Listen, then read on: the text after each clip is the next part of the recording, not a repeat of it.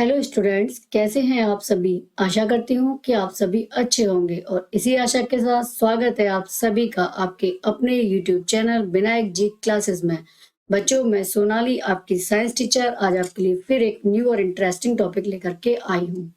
बच्चों, पिछले वीडियो में हमने कक्षा 10 अध्याय 1 रासायनिक अभिक्रियाएं एवं समीकरण के अंतर्गत पाठ को विस्तार रूप से समझा था। आज उसी पाठ के हम प्रश्न उत्तर लेकर के आए हैं और उम्मीद करती हूँ कि पाठ को अच्छे से समझने के बाद आपने प्रश्नोत्तर को हल करके देखा होगा और आप उन्हें हल कर भी पाए होंगे। अगर कर पाए हैं तो बहुत अच्छी बात है, और नहीं कर पाए हैं तो कोई बात नहीं, कॉपी और पेन लीजिए और मेरे साथ इनको सॉल्व कीजिए।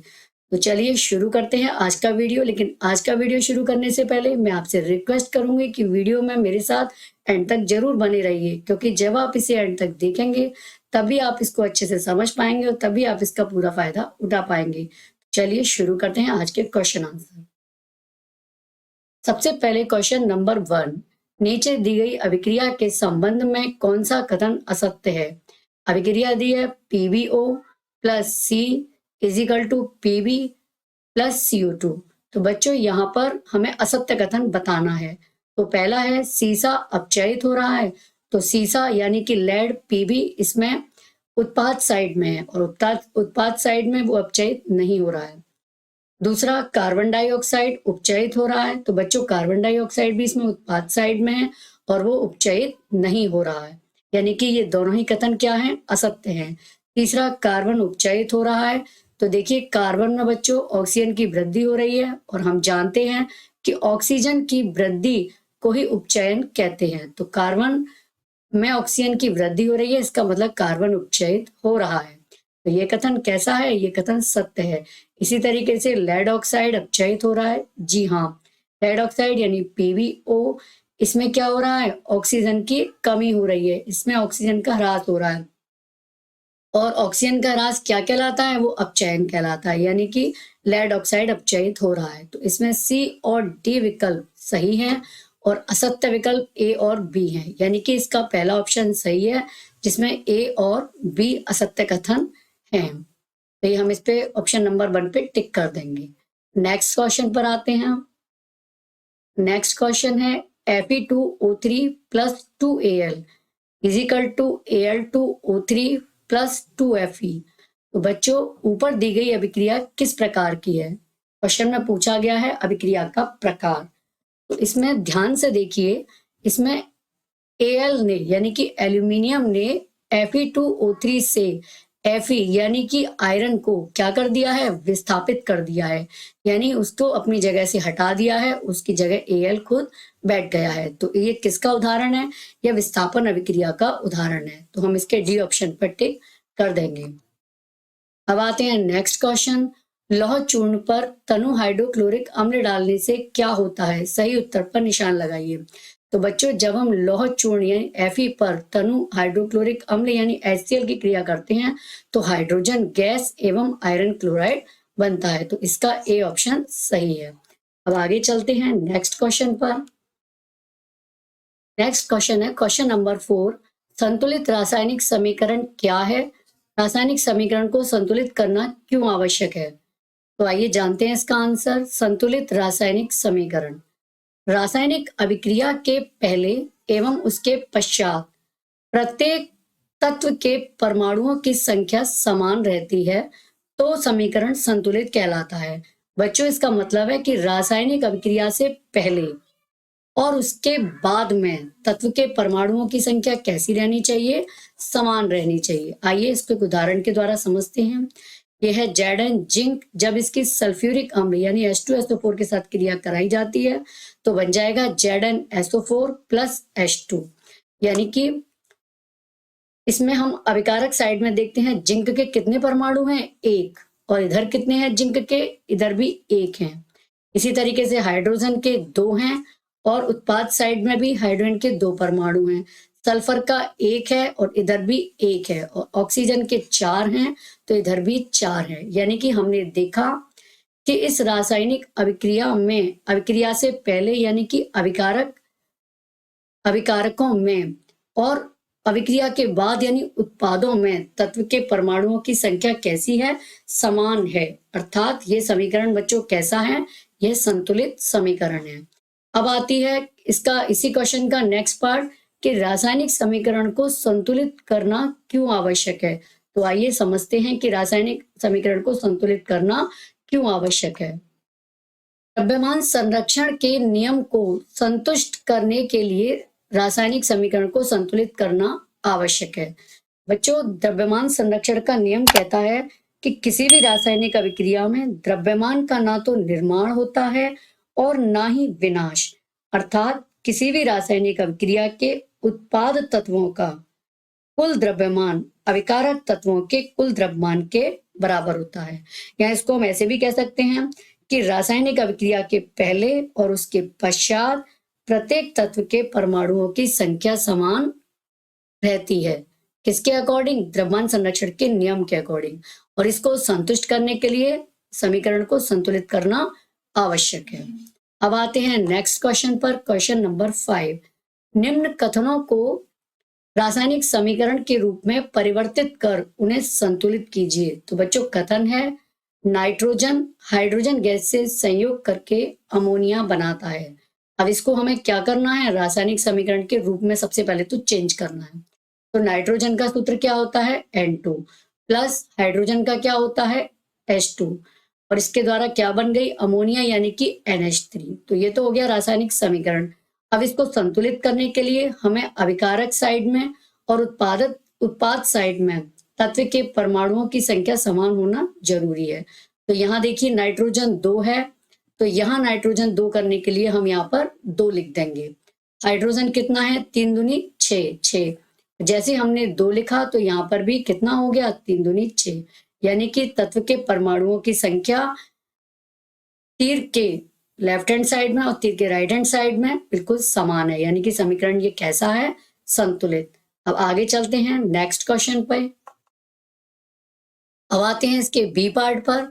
हाइड्रोजन सल्फाइड गैस का वायु में दहन होने पर जल एवं सल्फर डाइऑक्साइड बनता है।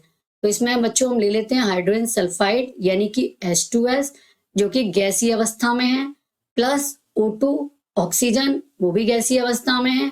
और जब ये दोनों क्रिया करते हैं तो इसमें जल यानी कि H2O जो कि लिक्विड अवस्था में है और सल्फर डाइऑक्साइड SO2 जो कि गैसीय अवस्था में है लेते हैं। इसमें अब इसको हमने संतुलित किया हुआ है और हम जैसे हमने ए ऑप्शन में इसको चेक किया था उसी तरीके से हम इसको यहाँ भी चेक कर सकते हैं कि अभिक्रिया के प्रारंभ में यानी कि अभिकारक साइड में और अभिक्रिया के बाद यानी उत्पादों में तत्व के परमाणुओं की संख्या समान है कि नहीं है। तो बच्चों यहाँ पर समान है, अर्थात समीकरण संतुलित है। अब आगे आते हैं सी। एल्यूमिनियम सल्फेट के साथ अभिक्रिया कर बेरियम क्लोराइड एल्यूमिनियम क्लोराइड एवं बेरियम सल्फेट का अवक्षेप देता है। तो इसमें बच्चों किस किस के बीच अभिक्रिया हुई है? एल्यूमिनियम सल्फेट और बेरियम क्लोराइड के। तो हमने लिख लिया BaCl2 यानी बेरियम क्लोराइड एक्वस फॉर्म में है यानी जलीय अवस्था में है, प्लस जब इसकी अभिक्रिया कराते हैं Al2SO4 का होल थ्राइस यानी एल्यूमिनियम सल्फेट के साथ, वो भी एक्वस अवस्था में है। तो क्या बनता है? AlCl3 और BaSO4। तो यहाँ पर भी हमने समीकरण को संतुलित किया हुआ है। इधर भी तत्वों के परमाणुओं की संख्या राइट हैंड साइड के तत्व के परमाणुओं की संख्या के बराबर है। अब आगे चलते हैं नेक्स्ट क्वेश्चन पे। ये है क्वेश्चन नंबर 5 का डी। पोटेशियम धातु जल के साथ अभिक्रिया करके पोटेशियम हाइड्रोक्साइड एवं हाइड्रोजन गैस देती है। तो इसमें हम पोटेशियम धातु लेते हैं के और इसकी हम क्रिया किसके साथ कराते हैं? जल के साथ। तो क्या बनता है? पोटेशियम हाइड्रोक्साइड यानी KOH और हाइड्रोजन यानी कि H2। इसको भी हमने संतुलित किया हुआ है। इसको देखिए चेक कर लेते हैं। पोटेशियम के यहाँ कितने परमाणु हैं? उत्पाद अभिकारक साइड में 2 और उत्पाद साइड में भी कितने हैं? 2। और जल के इसके हाइड्रोजन के देखते हैं। हाइड्रोजन के कितने हैं? 2 दूनी 4 और इस साइड देखेंगे, इस साइड 2 ये हैं और 2 ये हैं यानी कि 4। तो हाइड्रोजन भी संतुलित है। अब ऑक्सीजन को चेक करते हैं। ऑक्सीजन के 2 हैं इधर और इस साइड देखेंगे तो इस साइड भी 2 हैं, यानी कि समीकरण कैसा है? संतुलित है। अब आगे चलते हैं। अब हम आते हैं क्वेश्चन नंबर 6 पर।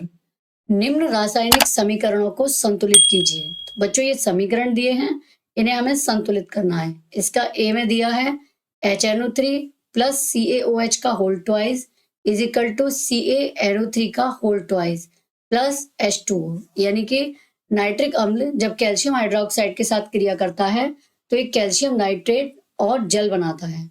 इस समीकरण को हमें संतुलित करना है। तो संतुलित करने के लिए हम एक टेबल बनाएंगे और टेबल में इधर लिखेंगे तत्व।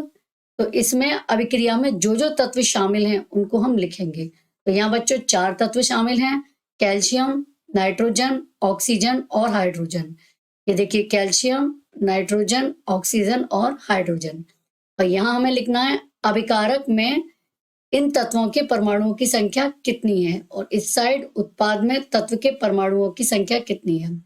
तो अभिकारक में देखते हैं कैल्शियम के परमाणुओं की संख्या कितनी है, 1। ये देखिए अभिकारक में कितनी है, 1। तो हमने ये 1 लिख दी। और उत्पाद में कितनी है, इधर भी 1 है तो इसमें भी 1 लिख दिया। अब नाइट्रोजन का देखेंगे, इधर 1 है तो हमने इधर और 1 लिख दिया। और इधर है 2, ये देखिए 2 लगाई ब्रैकेट से बाहर। इसका मतलब ब्रैकेट के अंदर जितने भी ये हैं उन सबकी संख्या यही मानी जाएगी। तो ये कितने हैं, 2। तो हमने यहाँ पे कितना लिख दिया उत्पाद साइड में, 2। ऑक्सीजन के ये देखिए 3 ये हैं और 2 ये हैं। तो 3 और 2 कितने हो गए, 5। तो हमने कितने लिख दिए यहाँ, 5। इधर गिनेंगे 3 दूनी 6, 6 ये हो गए और 1 ये हो गया। तो कितने हो गए, 7 हो गए। तो यहाँ हम लिख देंगे 7। अब हाइड्रोजन के देखते हैं, 1 ये है और 2 ये हैं, 2 और 1 3। तो हमने कितने लिख दिए, 3।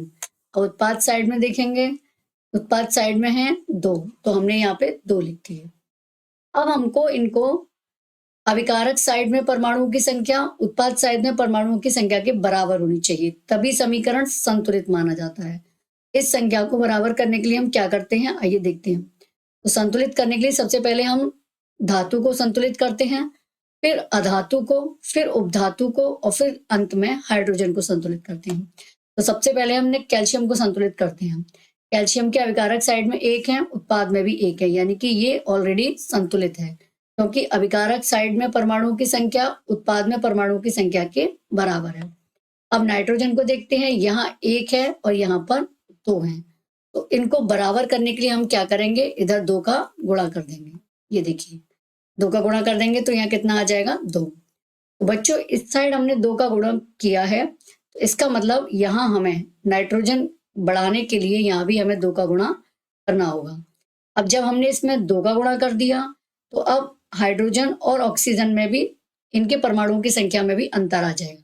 तो क्या अंतर आएगा, ऑक्सीजन कितना हो जाएगा, 3 ये है और 2 ये है। तो इसका गुणा करते हैं यानी कि 3 दूनी 6। तो ऑक्सीजन कितनी है, 6 ये है और 2 ये है। तो टोटल कितनी है, 6 और 2 8। 8 में 8 है अभिकारक साइड में। तो अभिकारक में पहले कितनी थी, 5, और जब हमने 2 से गुणा कर दिया तो हो गई 8। तो 5 को 8 करने के लिए हम इसमें कितने जोड़ देंगे, 3। तो ये आ जाएगा 5 और 3 8। अब देखेंगे हाइड्रोजन कितना हो गया, हाइड्रोजन 2 और 2 ये 4 हो गया। और पहले जब तक ये गुणा नहीं किया था जब तक कितना था, 3। अब कितना है, 4। तो इस 3 को 4 करने के लिए इसमें हम 1 जोड़ देंगे। तो ये कितना आ गया, 4। अब ऑक्सीजन पे आते हैं, इधर 8 है और इधर 7 है। तो इसको हमें संतुलित करने के लिए क्या करना पड़ेगा, 7 में 1 ऐड करना पड़ेगा। तो ये कितने हो गए, 7 और 1 8। और इधर हम क्या करेंगे, 2 का गुणा करेंगे। जब हम 2 का गुणा इसमें कर देंगे तो देखिए अब ऑक्सीजन कितने हो गए इस साइड में, 3 दूनी 6 तो ये और 2 ये, यानी कि 8 हो गए। तो हमें पहली संख्या 7 थी और इसको 8 करने के लिए हमने इसमें 1 जोड़ दिया। अब हाइड्रोजन देखते हैं, हाइड्रोजन इधर 4 है इधर 2 है। तो इस 2 को 4 करने के लिए हम क्या करेंगे, इसमें 2 का गुणा कर देंगे। ये 2 का गुणा हुआ था इसीलिए हमने इस 2 को यहाँ पे गुणा किया है। तो ये कितने हो गए, 4। अब हम देखते हैं कि तत्व के परमाणुओं की संख्या अभिकारक साइड में और उत्पाद साइड में बिल्कुल बराबर हो चुकी है। कैल्शियम 1 था, इधर भी 1 है, नाइट्रोजन इधर भी 2 है, ये भी 2 है, ऑक्सीजन इधर भी 8 है, इधर भी 8 है, हाइड्रोजन इधर 4 है और इधर भी 4 है। अर्थात तत्व के परमाणुओं की संख्या अभिकारक और उत्पाद साइड में अब बिल्कुल बराबर है, यानी कि समीकरण ये कैसा है? संतुलित समीकरण है। अब आगे चलते हैं इसी के बी पार्ट में।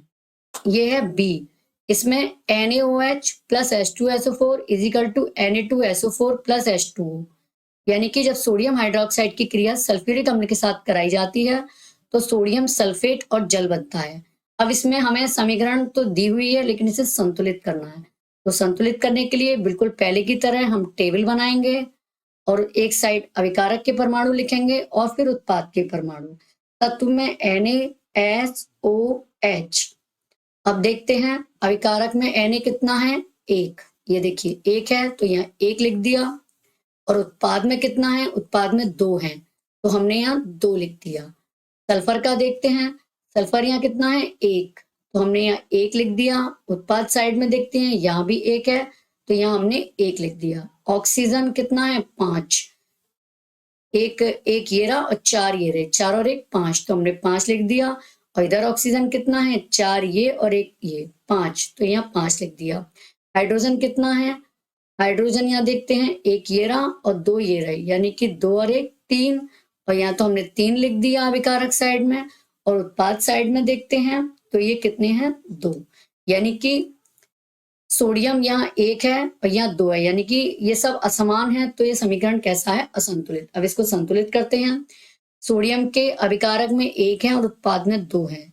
इनको बराबर करने के लिए बच्चों हम क्या करेंगे? इसमें 2 का गुणा कर देंगे। 2 का गुणा कर देंगे तो अब ये बराबर हो गए, यानी कि अभिकारक साइड में भी 2 हैं और उत्पाद साइड में भी 2 हैं। अब देखते हैं सल्फर को। सल्फर के अभिकारक में भी 1 है और उत्पाद में भी 1 है, यानी कि सल्फर क्या है? संतुलित है। अच्छा, हमने सोडियम को यहाँ 2 किया था तो हमें क्या करना होगा? यहाँ पे 2 का गुणा करना होगा। और जैसे हमने इसमें 2 का गुणा किया, ऑक्सीजन और हाइड्रोजन ये अपने आप चेंज हो जाएगा। ऑक्सीजन देखिए कितने हो गए अभिकारक साइड में? 2 ये और 4 ये, कितने हो गए? 6। और पहले कितने थे? 5। तो यानी कि इसको 6 करने के लिए हमको क्या करना होगा? +1, एक जोड़ना होगा, यानी कि 6 हो गए। अब हम देखते हैं हाइड्रोजन। हाइड्रोजन कितने थे पहले? 2 ये हो गए और 2 ये हो गए, 4। और यहाँ लिखे कितने हुए? 3, यानी कि इसको 4 करने के लिए हम +1 कर देंगे तो ये हो गए हमारे 4। अब हम इनको देखते हैं तो सोडियम संतुलित है, इधर भी 2 हैं, इधर भी 2 हैं। सल्फर भी इधर भी 1 है, इधर भी 1 है, यानी सल्फर भी संतुलित है। अब ऑक्सीजन को देखते हैं। ऑक्सीजन के इधर कितने हैं? 6 और यहाँ कितने हैं? 5, यानी कि हमें क्या करना होगा? एक ऑक्सीजन हमको इधर बढ़ानी होगी।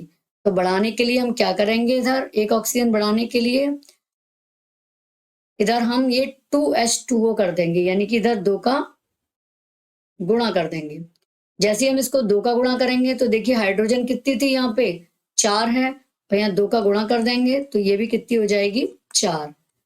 और हाइड्रोजन को वो करने के लिए हमने 2 का गुणा किया तो ऑक्सीजन भी कितनी हो गई? 2 ये और 4 ये, यानी कि 6। तो ऑक्सीजन भी कितनी हो गई? 6 इजिकल टू 6। तो अब हम देखेंगे, इसको चेक करेंगे। सोडियम 2 है दोनों साइड, यानी संतुलित है। सल्फर भी संतुलित है। ऑक्सीजन 6 ये भी संतुलित है। हाइड्रोजन 4 और 4, यानी कि ये भी संतुलित है। तो बच्चों अब ये समीकरण हमारा कैसा है? ये हमारा समीकरण अब संतुलित है। आगे चलते हैं नेक्स्ट पे। ये है C, NaCl plus AgNO3 is equal to AgCl plus NaNO3। इसको भी इसी तरीके से सॉल्व करेंगे। पहले तत्व लिख लेते हैं, इसमें कौन कौन से हैं? Na लिख लिया, और क्या है? Cl लिख लिया, फिर Ag लिख लिया, फिर N लिख लिया और फिर ऑक्सीजन लिखेंगे O।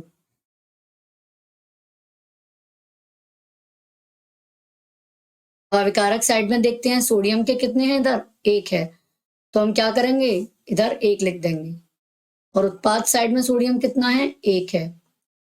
अब Cl देखेंगे, अभिकारक में 1 है और उत्पाद में भी 1 है, यानी कि Cl को दोनों साइड 1 1। Ag ये भी एक है, इधर भी एक है, यानी कि ये भी एक एक। N कितना है? एक, इधर भी एक, यानी कि एक और एक। और O कितना है? इधर 3 है और इधर भी 3 है, 3 और 3। तो यहां हमने देखा कि अविकारक साइड में तत्व के परमाणुओं की संख्या उत्पाद साइड के तत्व के परमाणुओं की संख्या के बिल्कुल बराबर है। अर्थात बच्चों समीकरण ये पहले से ही संतुलित है। इसे हमें सब चीज बराबर आ रही है तो समीकरण कैसा है? संतुलित है। संतुलित है तो इसे हमें संतुलित करने की आवश्यकता नहीं है। अब आगे चलते हैं नेक्स्ट पे। D, BaCl2 plus H2SO4 is equal to BaSO4 plus HCl। तो इसमें भी हम क्या करते हैं? तत्वों को इसी तरीके से तत्वों को नोट कर लेंगे। सबसे पहले करेंगे Ba, फिर Cl और फिर S यानी सल्फर और फिर O और फिर H। फिर वही अविकारक के परमाणुओं की संख्या लिख लेंगे। यहाँ पे बेरियम के कितने हैं? एक, और इधर उत्पाद में एक। इधर देखिए बेरियम ये एक है और इधर भी एक है। और क्लोराइड कितना है? इधर 2 है और इधर एक है। तो इधर हम 2 लिख देंगे अविकारक में और इधर एक है। इसी तरीके से सल्फर कितना है? सल्फर इधर भी ये देखिए एक है और इधर भी एक है, यानी सल्फर दोनों साइड एक है। उसके बाद ऑक्सीजन कितना है? 4 है इधर और इधर भी 4 है, यानी कि 4 और 4। और हाइड्रोजन इधर 2 है, ये देखिए 2, और इधर कितना है? इधर एक है। तो यानी कि 2 अविकारक साइड में लिख देंगे और एक उत्पाद साइड में। तो बच्चों इसको भी बिल्कुल उसी तरीके से संतुलित करना है जैसे हमने ए, बी और सी किया। तो इसको आप स्वयं करेंगे और करके मुझे कमेंट बॉक्स में जरूर बताइए कि क्या आप इसे कर पाए कि नहीं कर पाए। तो जब हम इसको सॉल्व करेंगे तो बच्चों इस तरीके से आएगी BaCl2 plus H2SO4 is equal to BaSO4 plus 2HCl। यहाँ पर हम 2 लिख देंगे तो ये हमारी समीकरण संतुलित है। आप करके देखिए इसको, यहाँ पर इसी तरीके से ये संतुलित समीकरण निकल के आएगी। तो बच्चों इसको कमेंट बॉक्स में हमें कमेंट करके जरूर बताइए कि क्या आपको समझ में आया। समझ में आया तो क्या आप इसे कर पाए, जरूर बताइए। चलिए आगे चलते हैं नेक्स्ट क्वेश्चन पे। यह क्वेश्चन नंबर 7, निम्नलिखित अभिक्रियाओं के लिए संतुलित रासायनिक समीकरण लिखिए। बच्चों ये हमें अभिक्रियाएं दी हैं, इनके लिए हमें संतुलित रासायनिक समीकरण लिखना है। ये शब्द समीकरण के रूप में हमें दी हैं और इनको हमें रासायनिक समीकरण के रूप में लिखना है। Calcium hydroxide plus carbon dioxide is equal to calcium carbonate plus जल। इसको हम लिखेंगे, कैल्शियम हाइड्रोक्साइड का सूत्र होता है CaOH का whole twice plus carbon dioxide का CO2 और प्लस कैल्शियम कार्बोनेट का CaCO3 और प्लस जल का क्या होता है? H2। तो ये इस तरीके से समीकरण निकल के आएगी। और ये बच्चों ये संतुलित समीकरण है। इसके भी आप लेफ्ट हैंड साइड के और राइट हैंड साइड के तत्व के परमाणुओं की संख्या चेक कर सकते हैं, जैसे हमने पिछले उसमें की थी। तो ये बराबर आएंगे। अब आगे चलते हैं, इसी का बी लेते हैं। Zinc plus silver nitrate is equal to zinc nitrate plus silver. तो जिंक का सूत्र होता है Zn, सिल्वर नाइट्रेट का AgNO3। तो इसके द्वारा क्या बनता है? जिंक नाइट्रेट, यानी कि ZnNO3 का होल ट्वाइस प्लस सिल्वर यानी कि Ag। इसको जब संतुलित करेंगे तो ये यहाँ पर ये 2 है और यहाँ पे भी ये 2 हो जाएगा। तो ये बच्चों संतुलित रासायनिक समीकरण है। आप इसको चेक करके देखेंगे तो इसमें तत्व के परमाणुओं की संख्या अभिकारक साइड में और उत्पाद साइड में समान आएगी। आगे चलते हैं, aluminium plus copper chloride is equal to aluminium chloride plus copper. Aluminium का क्या होता है? Al, कॉपर क्लोराइड का CuCl2। तो क्या बना? एल्यूमिनियम क्लोराइड यानी कि AlCl3 और प्लस 3Cu यानी कॉपर। तो ये भी बच्चों संतुलित है। इसको भी आप चेक करके देख सकते हैं, और या फिर उसी विधि से जो हमने सारणी बना के किया था आप इसको संतुलित कर सकते हैं। ये संतुलित रासायनिक समीकरण है। अब आगे चलते हैं, ये 7th का डी है। Barium chloride plus potassium sulphate is equal to barium sulphate plus potassium chloride. तो बेरियम क्लोराइड का सूत्र क्या होता है? BaCl2 और पोटेशियम सल्फेट का K2SO4।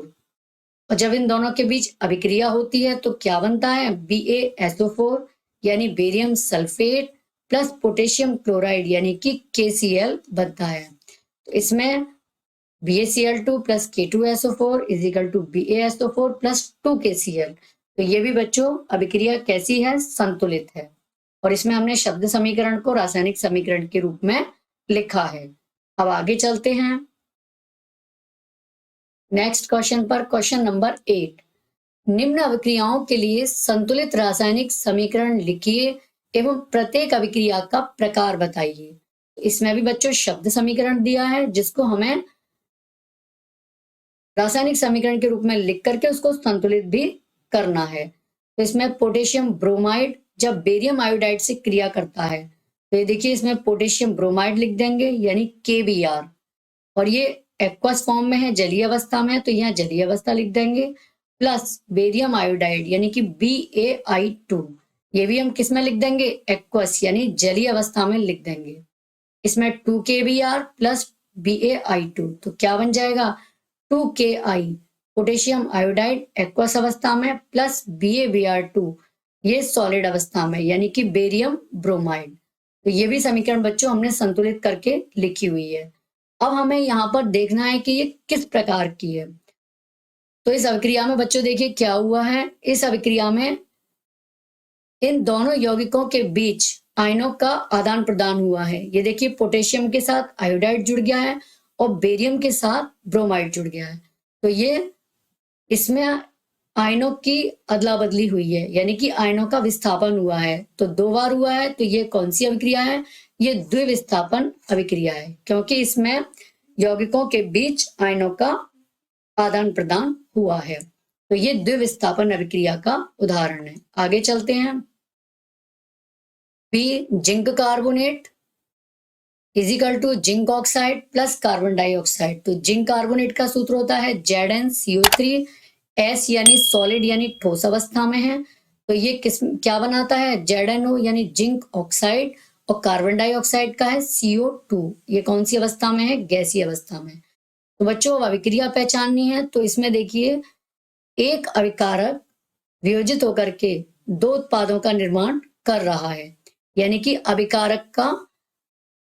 एक अभिकारक कई उत्पादों का निर्माण कर रहा है, 2 उत्पाद का निर्माण कर रहा है। तो ये कौन सी अभिक्रिया है? वियोजन अभिक्रिया। क्योंकि हम पढ़ चुके हैं कि वियोजन अभिक्रिया में एकल अभिकारक 2 या 2 से अधिक उत्पाद का निर्माण करता है। तो ऐसी अभिक्रिया को हम क्या कहते हैं? वियोजन अभिक्रिया कहते हैं।